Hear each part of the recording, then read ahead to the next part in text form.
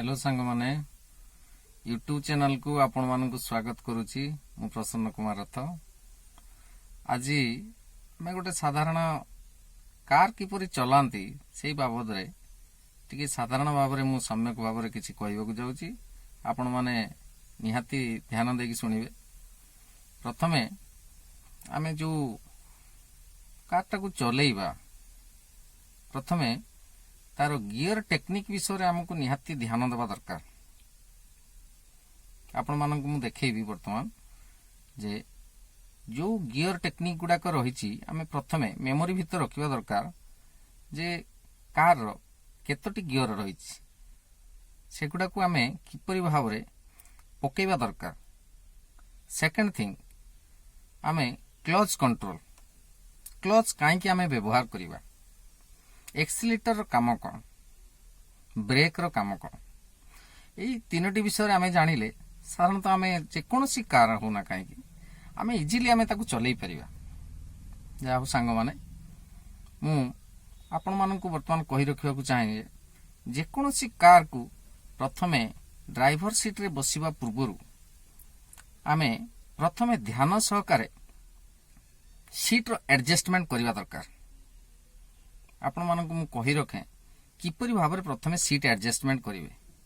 देखंतु जे सीट रो एडजस्टमेंट किपरि भाव में हेई परिबो मु गोटे साधारण कथा आपण मानकू कहूची।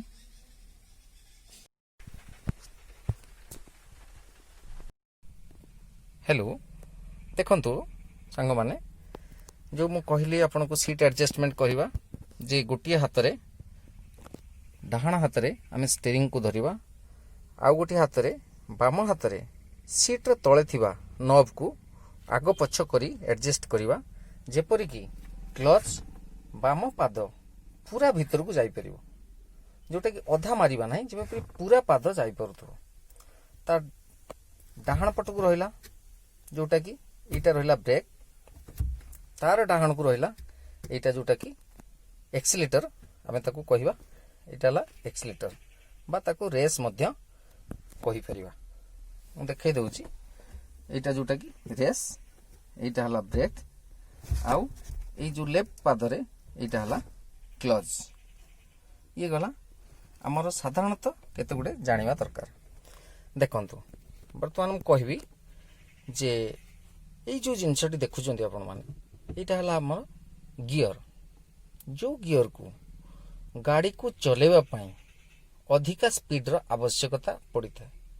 प्रथमे गाड़ी गड़ेवा समय रे आमे 1 नंबर रे गाड़ी गड़ेवा दरकार, second thing 2 number, next 3 number, next 4 number, next 5 number. कोनोसी कारणवशतः जदि गाड़ी को आमे पछकु दबा तेबे आमे बैक गियर लगेबा बा रिवर्स गियर सेठी लगेबा को पड़ी था। देखंतु प्रथमे आमे जानिबा किपरि जे ए जो गियर टी देखुचंती ये गियर वर्तमान न्यूट्रल रे अछि ना गियर रे रहिछि आमे जानिबा किपरि। प्रथमे साधारण कथा ए जो गियर टा रहिछि आमे ताकू टिके बामरु डाहण को हल्ले की देखिबा जे प्रकृत रे एटा न्यूट्रल पोजीशन रहिछि। जेतेबेले आमे गियर को पकेइबा सेतेबेले मो बाम पाद आपण देखि परुथबे से बाम पाद को प्रेस करिबा मतलब क्लच को आमे प्रेस करिबा देन गियर को 1 नंबर को आगु को दबा। ये हला होची हमर 1 नंबर गियर। नेक्स्ट 2 नंबर इटा हला 2 नंबर, नेक्स्ट 3 नंबर डाहण को देई इटा हला 3 number, next 4 number, next neutral 5 number. ये आपनकर हे गला गियर रो पकेइबा विधि। जदि पछु को दबा त न्यूट्रल हे गला। देखंतु साधारण कथा हमर जो गियर गुडा को लेखा जाइछि प्रथम लेखा जाइछि 1, एपट लेखा जाइछि 2, ता ऊपर को लेखा जाइछि 3, एपट को 4, एपट को 5, एपट को रिवर्स लेखा जाइछि। तेनु साधारण छोट पिलाटे मध्य जानि परिबो जे आमे गियर गुडा कर पकेइबा विधि किपरि आमे साधारण भाव रे जानि परिबा। आगो को 1 नंबर, टिके पछको आसिले न्यूट्रल, टिके पछको आसिले 2 नंबर, पुणी मझिकी गले न्यूट्रल, टिके डाहण को जाई आगु देले 3 नंबर, पुणी पछकु देले 4 नंबर, ଡାହାଣକୁ ଯାଇକି ପୁଣି ଆଗକୁ ଦେଲେ 5 ନମ୍ବର, ପୁଣି ମଝିକି ଆଣିଲେ ନ୍ୟୁଟ୍ରାଲ। ତେଣୁ ସାଧାରଣତଃ ଆମେ କ୍ଲଚ୍ ଚାପିବା। ଦେଖନ୍ତୁ ବର୍ତ୍ତମାନ କ୍ଲଚ୍ ମୁଁ ଚାପିଲି, ବାମକୁ ଦେଲି 1 number, next 2 number, next 3 number, next 4 number, next 5 number. ଏସବୁ ଗଲା ଆପଣମାନଙ୍କର ଗିଅର ପକାଇବାର ତରିକା। ତାହେଲେ ଆମେ ବର୍ତ୍ତମାନ ଦେଖିବା ଯେ ଗିଅର ପକାଇଲେ ଗାଡ଼ିକି କିପରି ଭାବରେ ଆମେ ଚଲେଇବା ଦରକାର। ସାଧାରଣ କଥା ମୁଁ କହୁଛି ଯେ ଗାଡ଼ିର ଚଲେଇବା ପୂର୍ବରୁ ଆପଣ ଦେଖିପାରୁଥିବେ ବାମ ପଟରେ ଗୋଟେ ମିରର ଅଛି ଏବଂ ଗାଡ଼ିର ଠିକ୍ ଡାହାଣ ପଟରେ ଗୋଟେ ମଧ୍ୟ ମିରର ରହିଛି। ଆଉ ତା ସହିତ ଗାଡ଼ିର ମିଡିଲ ପଏଣ୍ଟରେ ଗୋଟେ ମଧ୍ୟ ମିରର ରହିଛି, ଯୋଉଟାକି ଡ୍ରାଇଭରର ମୁଣ୍ଡ ଉପରେ ଦେଖାଯାଉଛି। ସେଇ ମିରରକୁ ଆମେ ନଜର କଲେ ଆମେ ଗାଡ଼ିର ପଛ ଭାଗକୁ ଆମେ ଭଲ ଭାବରେ ଆମେ ଦେଖିପାରିବା। ଗାଡ଼ିର ଆଗକୁ ଦେଖିବା ଯେତିକି ଇମ୍ପୋର୍ଟାନ୍ସ ରହିଛି, ଗାଡ଼ିର ଠିକ୍ ପଛକୁ ଦେଖିବା ମଧ୍ୟ ଠିକ୍ ସେତିକି ଗୁରୁତ୍ୱ ରହିଛି। ତାର କାରଣ ହେଲା ଆମେ ଗାଡ଼ିକି ଦ୍ରୁତ ଗତିରେ ଆଗକୁ ନେବା ବେଳେ ବା ଚଲେଇଲା ବେଳେ ଆଗକୁ ଚଲେଇଲା ବେଳେ ଆମେ ସବୁବେଳେ ଆମର 2 ସାଇଡ୍ ମିରର, ଆମର ଉପର ମିରରକୁ ନିହାତି ଧ୍ୟାନ ଦେବା ଦରକାର, ଯୋଉଥିରେ କି ଆମେ ଗାଡ଼ିକୁ କଣ୍ଟ୍ରୋଲ କରିପାରିବା।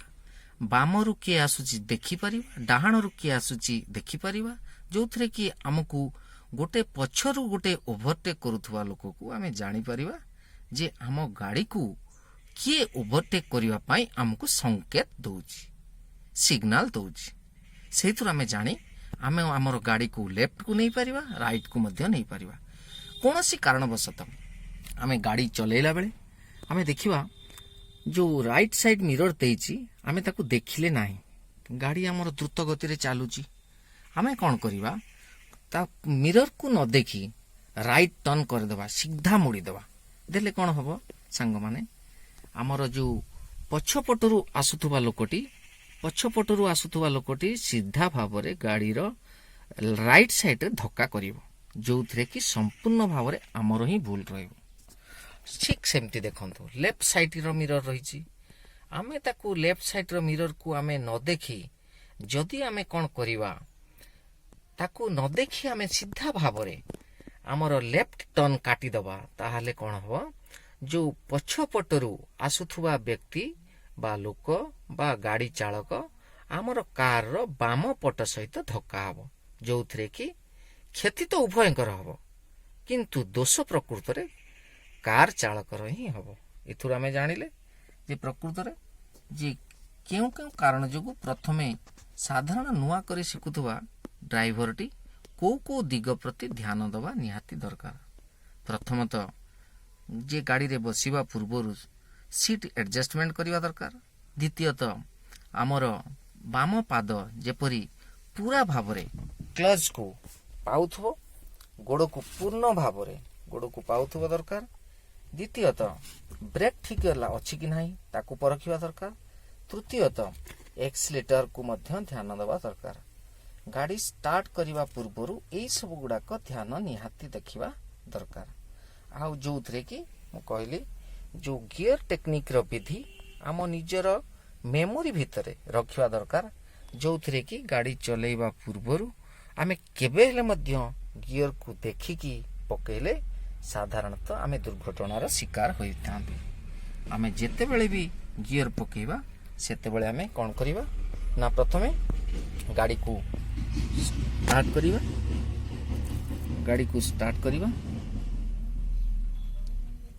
ଠିକ୍ ଅଛି, ମୁଁ ଦେଖାଉଛି, ଚାବି ଦେଖାଉଛି ଆପଣଙ୍କୁ। ଗାଡ଼ିର ଷ୍ଟାର୍ଟ କରିବା, ଷ୍ଟାର୍ଟ କରିସାରିଲା ପରେ ଆମେ ନେକ୍ସଟ କ୍ଲଚ୍ ଚାପିବା, ଗିଅର ପକେଇବା। ଗିଅର ପକେଇକି ଆମେ କ'ଣ କରିବା, ଧୀରେ ଧୀରେ ଆମର କ୍ଲଚକୁ ରିଲିଜ କରିବା, ଧୀରେ ଧୀରେ ଛାଡ଼ିବା। ଆଉ ଧୀରେ ଧୀରେ ଆମେ କ'ଣ କରିବା, ରେସ୍ ବିଲକୁଲ ଦେବା ନାହିଁ। ଗାଡ଼ି ଗଡ଼ିବା ପରେ ଆମେ ଧୀରେ ଧୀରେ